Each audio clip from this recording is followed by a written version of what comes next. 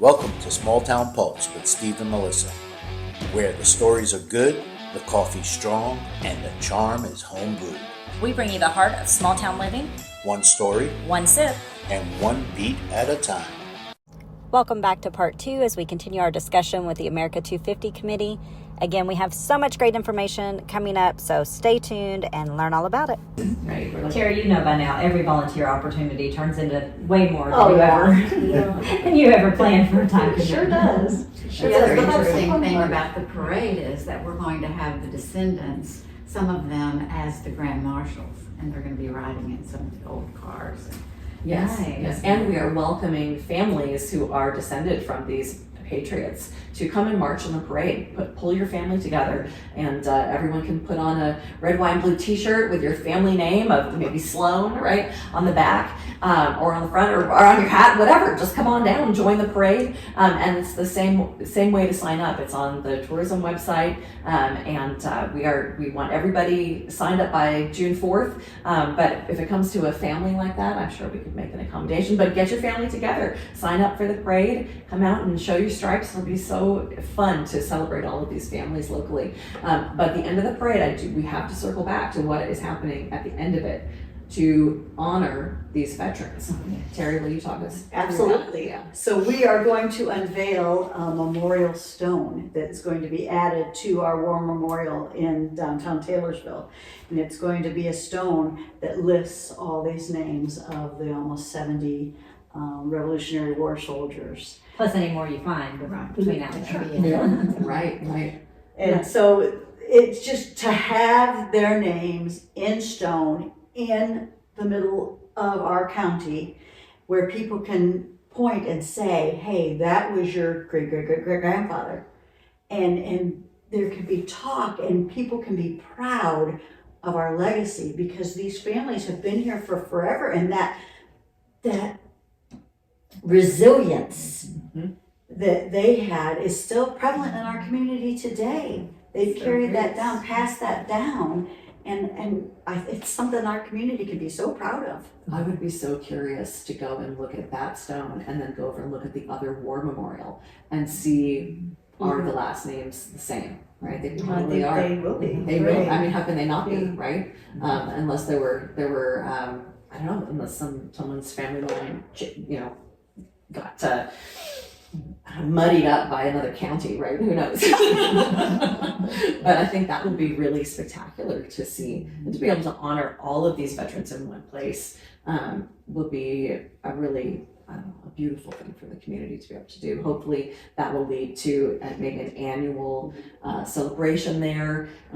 We did one for America250 that was really beautiful, where we had actually, Terry, will you tell us about that event? Because you set the whole thing up and then you didn't get to go to it. So I feel like if you wanted to talk about it, it would almost be like you were there. Oh my goodness, we had a ceremony that was at the War Memorial. It was close to Christmas time, and we wanted to honor the Revolutionary War soldiers. So we read their names out loud, and people were standing around. We had a big group come, and the sun set, and we pulled out these candles, and we had a candlelight ceremony, and we're reading off these Revolutionary War soldiers' names. And We're crying. it was amazing. Mm-hmm. So we had Michael Davidson. He was the adjutant general here in Kentucky, and he just bought the oldest stone house in Spencer County. Well, he didn't just buy it. 15 years ago he bought it, and he's been restoring it since then. And so he's a community member now, and he was the adjutant general of the state of Kentucky.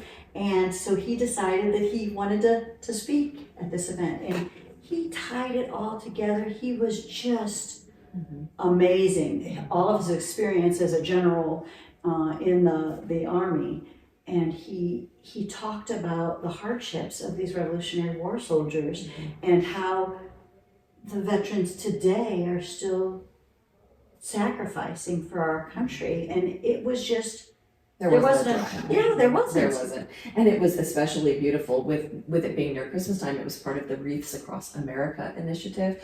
And so Terry spent a whole bunch of time before this beautiful event she didn't get to attend, putting wreaths out on the graves of our veterans. And even Felix got one on his chimney. It was really, really beautiful. And so we have all of these incredibly impactful images of these gravestones with these wreaths on them. And when I think about this event, it makes it so joyful in a way, right? And we're still interacting with these people, that they are still part of the fabric of our culture here today. It was just a really beautiful thing to do. I think we need to definitely do that every single year, as long as you're willing. I'm willing. Okay, fantastic. That's wonderful. So we will be revealing this memorial at the end of our parade. Now, there's a possibility that we may not have the stone in time, but if we don't have the stone in time, we are still going to break ground on this. This is a really important thing for our community, and whether we have the stone or it's still being carved, because it's being hand carved, right? Hand carved. So there's a potential delay in that, but we are going to break ground or reveal this stone come heck or high water, right? And it is going to be a beautiful ceremony. We have some alumni groups from the local schools who are willing to come out and perform some instrumental music and sing, and it is going to be an absolutely beautiful time. And I think, again, everybody will be crying. We have a young man who's going to recite from memory the Declaration of Independence. Oh my goodness. Wow. Oh my goodness. That is going to be amazing. That's a lot to memorize, isn't it? I know. Wow. I wonder if we need to have a cheat sheet for him. Should I add that to my list, my planning list? No, I bet he's got it, or he wouldn't say he would do it, right? That's just amazing. That's going to be fantastic. So we're going to have our parade, our memorial, we're going to have our concert, we're going to have a brass band perform at the end of the memorial to get people in that kind of jolly, festive 4th of July mood. And then also the car show, we're going to have the Main Street's Lake Town Cruisers car show is going to be showing their cars on Main Street also. So there'll be a lot to do for people of kind of all different interests. Also, we may have some historical walking tours happening. The Spencer County Historic Society will be helping us with that. So there's going to be so much to do. You can come down to Main Street and just stand in one place and turn in a circle, and you'll see like so many things. It'll be really wonderful. And one thing we haven't touched on is we're doing like a whole family zone, like kids zone. Yes. Bouncy houses, that kind of thing. We're having Farmer Steve's coming with his animals. So yeah. Oh my goodness, my children love that. Something for everybody. I have Adults can participate in that too. Oh sure. Bouncy house. Yeah, At Steve, least the pets. if you go in a bouncy house, Steve, you're going to tell me when that is so I can come and document it. Yes. Oh, goodness. Yeah. Oh, that definitely makes the blooper reel for sure. Farmer Steve is quite a draw, though. I mean, yeah, one of my children missed Farmer Steve Day at school, and she's still mad about it, and it's been 3 years. So I feel like this is really something special that we're bringing to you. So bring your children, or they may be angry with you, right? It's important to remember. Bonnie, in addition to getting all the demonstrators of the old time stuff, she is also getting together seed packets that from our county from Revolutionary War time. We have go ahead, Bonnie. I was in touch with Harvesting History, which is a seed company, and they are based out of North Carolina. And I've been speaking with Barbara Madeira, and she's sending us a promotional packet of these seeds that were popular back in the colonial times. And so I'm anxiously waiting for that promotional packet, and then we're going to purchase some, of course, and then we're having Kelly Meeks is going to plant these seeds in little pots, and we're going to either give them to children or let them plant a seed and take it home with them. I remember hearing that you guys were going to do vendor booths too. Yes, we'll be doing that too. Yeah, but the seeds I think is something really special. So in support of the Second World War, people planted victory gardens, right? And it was, to show that you are self-sustaining and you don't need to take up supplies that the troops need, things like that. And so with these seeds, it's a way of going back even further in time and seeing, what did people eat? What did people like to look at? What was beautiful at that time period? A way to directly tap into our history by planting these in your own garden or your own pot on your desk at work, right? Under your grow lights or whatever you've got, right? It could be something really special for our children also to see. They get to plant the seed, and then it's even more exciting than an avocado pit that never takes, right? Right? I don't know if any of you have ever done that, where you try to plant the avocado seed, it never grows, right? But these ones, these heritage seeds, I'm certain they will grow. And if you don't have a green thumb, then just buy some that we've already had started by our wonderful Master Gardeners group. They are just wonderful to collaborate with. We're really excited to have them joining us in this particular initiative. It's gonna be fun. So we'll have petting zoo, we'll have seed planting, we'll have bouncy houses. I'm hoping for ice cream. That's something that I'm working on right now, because I think 4th of July needs ice cream. Right? Yeah. So For the heat, we do. Right. That's totally why I was thinking. It's for their health. For the heat. It's for their health. Yes, it's how we're going to keep our children cool enough to celebrate properly. Exactly. While I go and find the ice cream vendor, right? Yes. So that's going to be very fun as well. But it won't stop there, right? After July 4th, the very next day we have this beautiful event that's being planned. Joy Thompson, one of our folks who isn't here that I mentioned earlier, she's speaking with many of our different historic churches in the county to come up with a time for all of them to simultaneously ring their church bells, and also to have a historical tour of the church and the cemetery associated with it, if there is one. Does anybody want to speak more to that? Terry, do you? Yes. About that one? Well, we're going to start off. We've been working on the Patrick McGee Cemetery. Patrick McGee was in the Revolutionary War and then came down the Ohio River onto the Salt River and then settled over in Waterford, and was the McGee family was the first family there. And so we've been working on that cemetery real hard. He did not have a headstone. We think he just had a fieldstone. So we applied to the VA and got him a headstone that we're going to put in the cemetery, and then that's what will kick off that day, is the dedication of that cemetery. That's the word I was looking for earlier, but in regards to Benjamin Harrison Carrick was a dedication of his stone. Yes, thank you. Okay, so we'll be doing So that. we'll kick it off July 5th. at the cemetery, and then we'll go around to other churches and cemeteries, like say King's Baptist Church. They have a Revolutionary War soldier there named Hezekiah Pound, and he was instrumental not only in the Revolutionary War but in starting that church. And so that hopefully we will have the tour go there and talk about Hezekiah Pound and talk about the history of the church. And Plum Creek Baptist Church, they have several Civil War soldiers buried in their church, and that story is just so fun to listen to. But every church has history that is applicable to our veterans, and the history of the cemetery, the history of the church, those are tales that need to be told. And so it's kind of going to be like a choose your own adventure. If you want to go to all 5 of the places, hit the cemetery dedication and go to all 5 churches, or if you just want to hit one because it's in your part of town, it's going to be like a little day event, but you can choose what you want to do or choose them all. And that information, Kind of a day in the life of Terry, really. Oh, right. Except you don't have to clean any and stuff unless you really want to, right? Terry, you're telling me we're not cleaning cemeteries? Not that day. Not that day. I'm shocked. But leading up to it, we're going to do that. Okay, gotcha. Another thing we're participating in is the Daughters of the American Revolution is sponsoring a Liberty Tree celebration. So they are providing tulip poplar trees to every county in the state.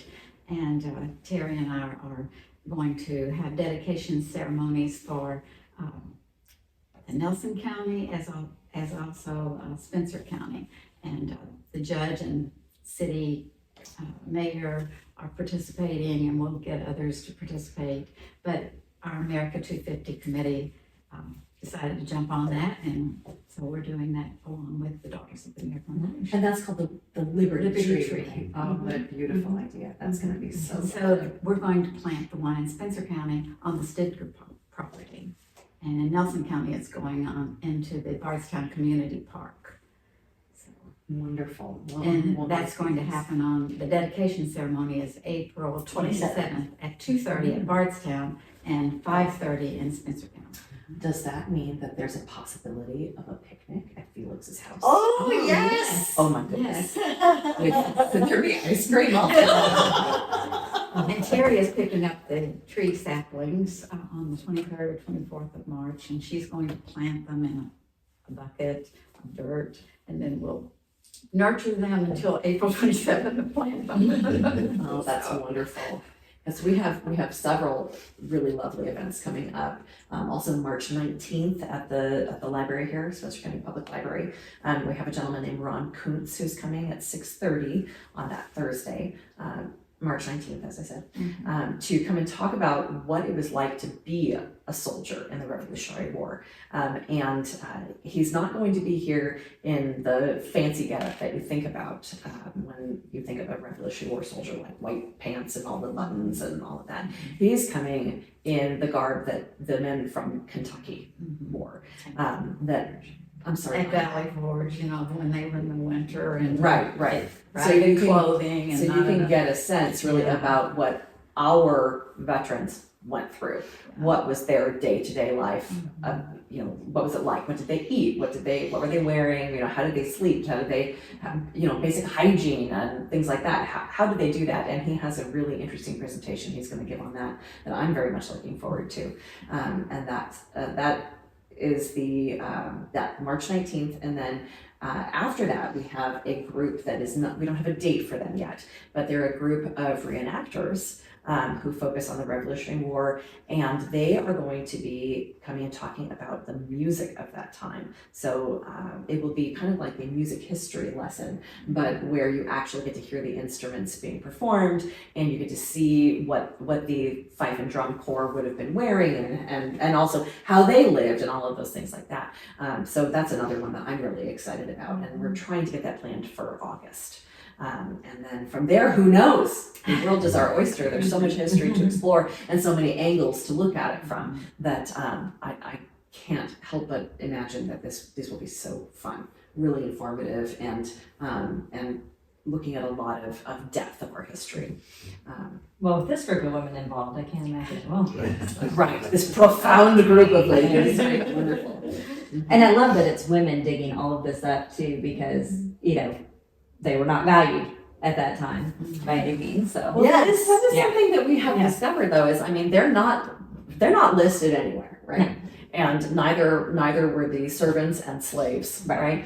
But everywhere we go, we see the work that they did, right? If you see, there was somebody in Jacob Yoder's family, right, who really valued their property slaves, right, and put up a memorial just to them, right? Very uncommon at the time, but somebody made that decision. Someone who lived there and cared about those people decided to step out of those social norms of that time and make a statement. And I feel like those tiny discoveries that we're making are very inspiring and teach us a lot more about the time period than just this list of names also, right? That there were people who were associated with these veterans who made the life here possible while they were fighting elsewhere, right?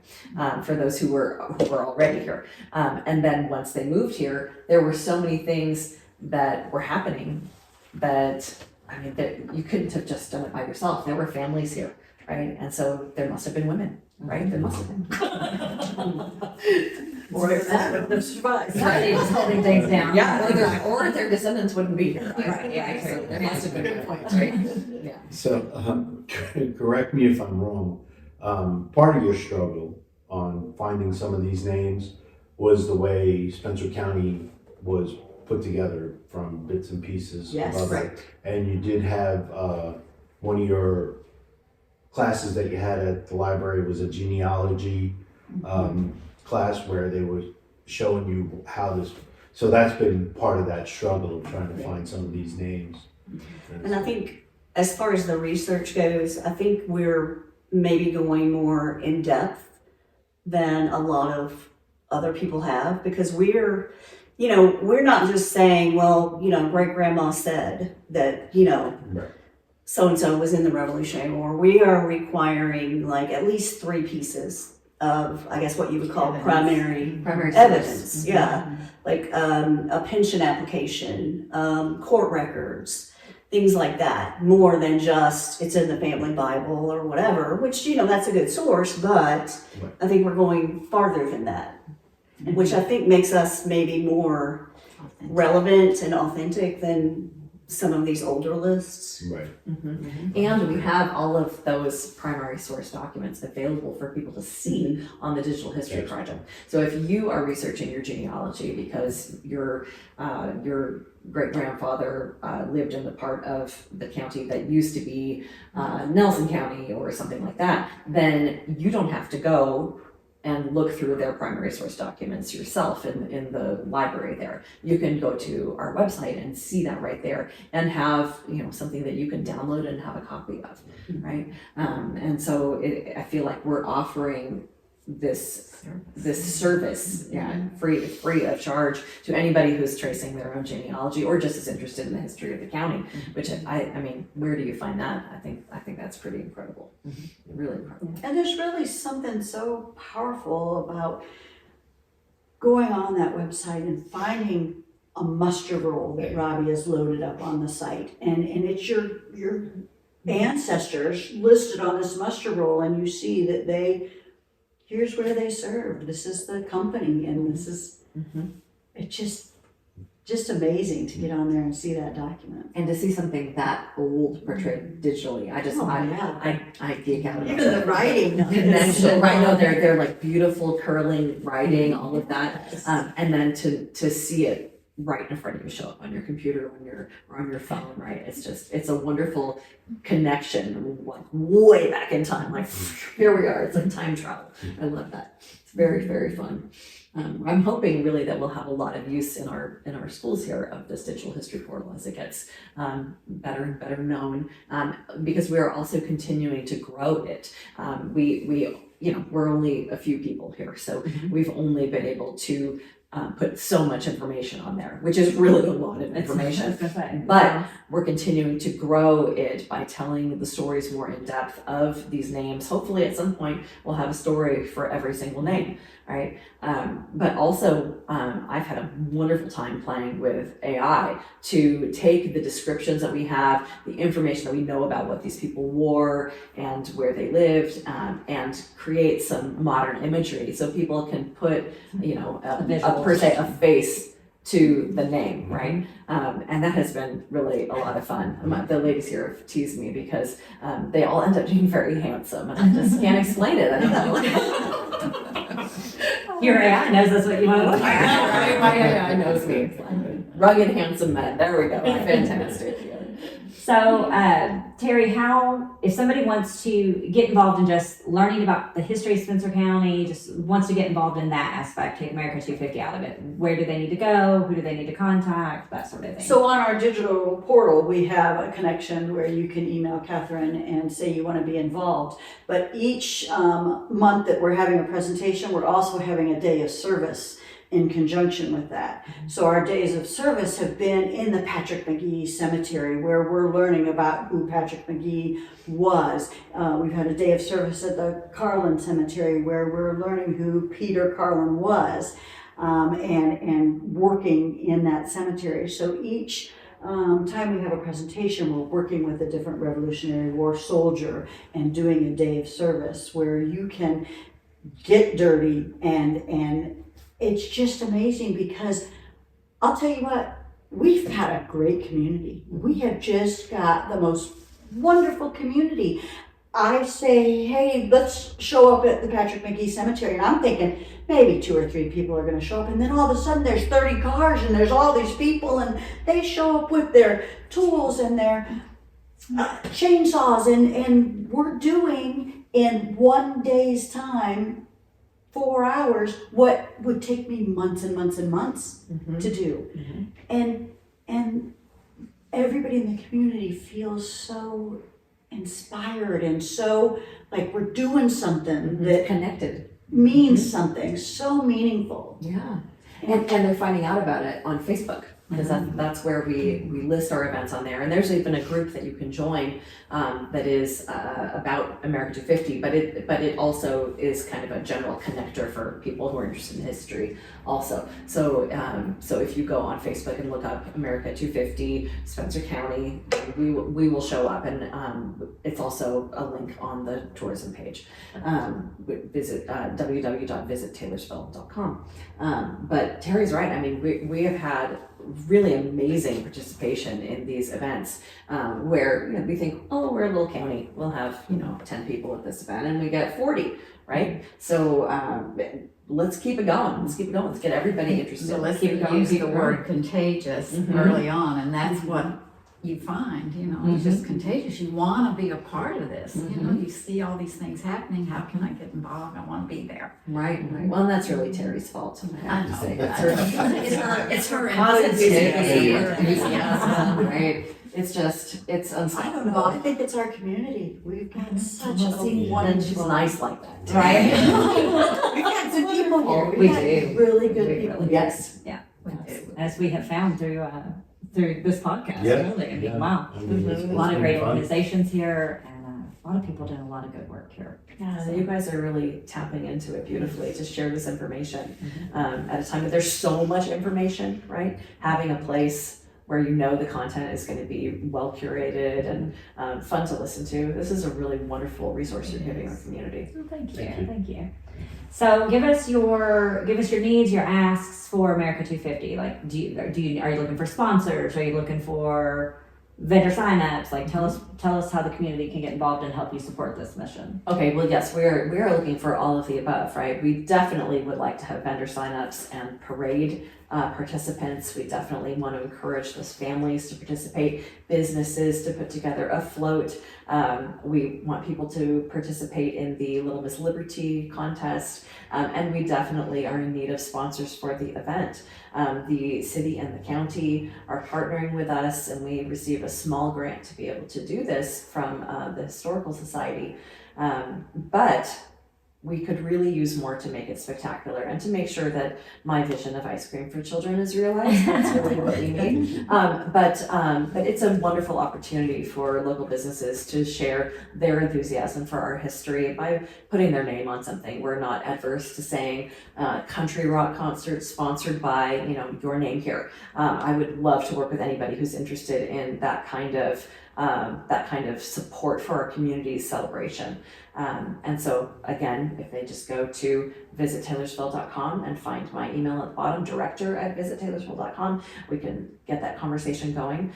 Or if you want to contact you lovely people here at Small Town Pulse, then I'm sure you guys would put me together with anybody who was doing that, right? Interested in that. Absolutely. Be wonderful. And we definitely need volunteers for our days of service. That is such a big deal because it's really the reason that we would be doing any of this, right? Without our veterans and tending to their final resting place, we have no profound connection with our history, right? That's really where it all begins. We need to keep honoring them and keep remembering their sacrifice that made America even able to have 250 years, right? That we got to have 1 year, right? So it's just an incredible gift that they gave us that we need to keep giving back to. So we really would like to encourage people to come and volunteer. Bring your chainsaw, as Terry said, bring your weeding stuff, wear your grubbies, come on out and participate and see how much this means to everybody who's already doing it. I think even more than that, though, we want people to come on the 4th of July and enjoy seeing these Revolutionary War craftsmen and the reenactors and the descendants, and then to finish the night off sitting in the town square beside our courthouse, watching the fireworks and having pride in our community. I think we want people to come and enjoy is what we really are looking for. Definitely. We definitely want that. Because, I mean, not to tout our own history too much, but that is what we're talking about here. We have one of the few remaining Philadelphia-style courthouse squares in Taylorsville, and so it's a really special thing that it hasn't been built up, that there still is a place for people to hang out right in the middle of the street for an event like this. That kind of community space has gone by the wayside a long time ago in most places, so something very special we have here. So yeah, celebrate it on the 4th of July. Everybody get together, watch the fireworks, and eat some hot dogs. Yeah. And ice cream. And ice cream. And Next part, we need ice cream. Calling all businesses. Make that happen. Yes. And any ice cream makers out there, call me on my cell, okay? Well, I can't think of a better way to end things. No. So we're excited. We're thankful for the work that you ladies are doing, that your committee is doing. We're excited for your event. Yep. Thank you. Yeah. Thank you so much for Thank having you us. again. No, thank you Thanks for for having doing us. what you're doing. Yeah. You guys are amazing. That's all for today's episode of Small Town Pulse. Thanks for sharing a little bit of your day with us. We'll be back soon with more voices, more stories, and more of the heart that makes small towns shine. Until then, keep listening Keep smiling. and always keep your finger on the pulse.